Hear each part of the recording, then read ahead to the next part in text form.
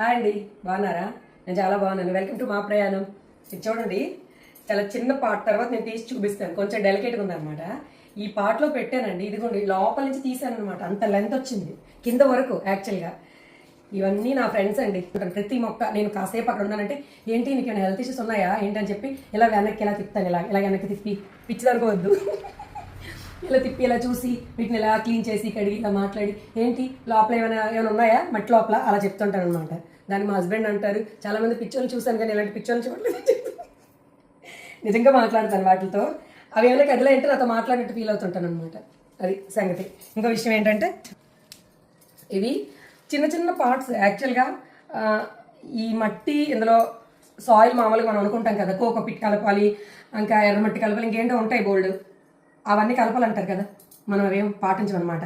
Loose ఉందా లేదా, మట్టి గట్టుకుంటే వేలు లోపలికి వెళ్ళవు కదా, లూజ్ ఉందా లేదా అదే చూస్తానండి. చూసి మొక్క మనం నాటేటప్పుడు ఈజీ లోపలికి వెళ్ళిందంటే మంచి సాయిల్ అని.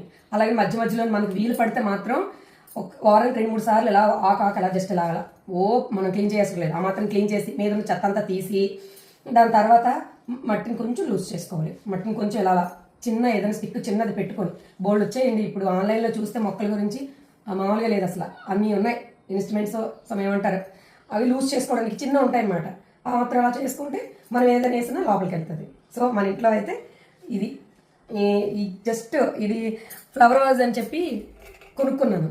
దీనికి యూజ్ చేసుకుంటున్నాను. ఫ్లవర్స్ పెడితే ఆర్టిఫిషియల్ ఫ్లవర్స్ మ్యాక్సిమం మన ఇంట్లో 1-2 ఉంటాయి. అది కూడా మనకి ఎవరో గిఫ్ట్ చేసినాయి. మరి నాకు నచ్చలేదు ఫ్లవర్స్ అందులో పెట్టుకోవడానికి. ఇది ఇలాగా పెట్టుకున్నాను. మనం పూజలు అవి చేసేటప్పుడు మీరు చూసే ఉంటారు, నోములు వ్రతాలు అయితే ఇందులో అరటి మొక్కలు పెట్టి యూజ్ చేస్తాను అనమాట. మల్టీపర్పస్ ప్రతి ఒక్కటి అదే ఆలోచిస్తానండి, 2-3 విధాలుగా యూజ్ అవ్వాలని. ఇది చాలా చిన్న షాట్ ఈరోజు. మిగతా కూడా ఇంట్లో మొక్కలన్నీ ఒక్కొక్కటిగా కొంచెం కొంచెంగా మీకు చూపించి మీతో మాట్లాడతాను. ఓకే అండి, బాయ్, థ్యాంక్ యూ.